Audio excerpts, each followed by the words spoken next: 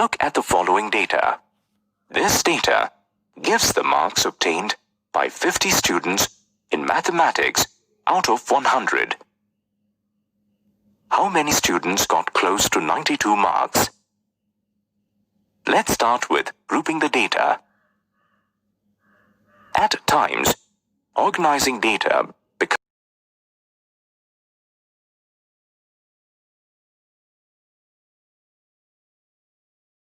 according to their marks.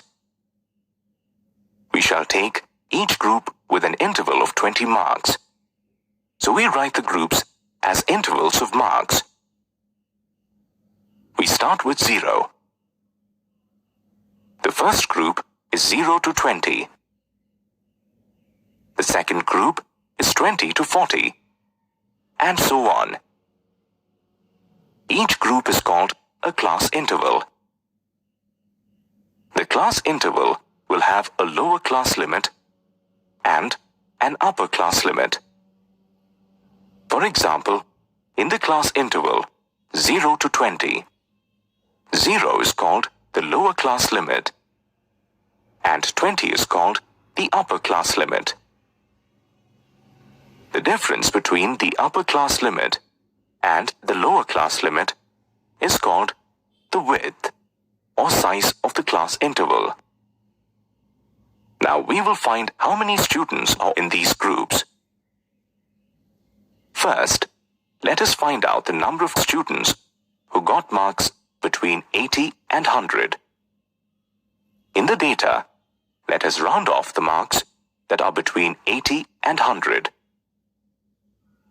7 students got marks in this interval, but it seems 80 belongs to the groups 60 to 80 and 80 to 100.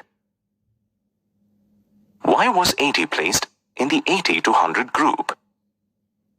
Since 80 cannot belong to both the groups simultaneously, we take it as convention to place it in the group of the higher class. So,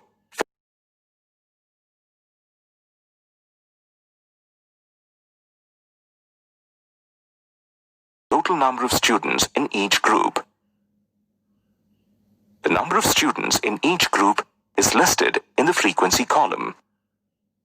The completed table is called the frequency distribution table.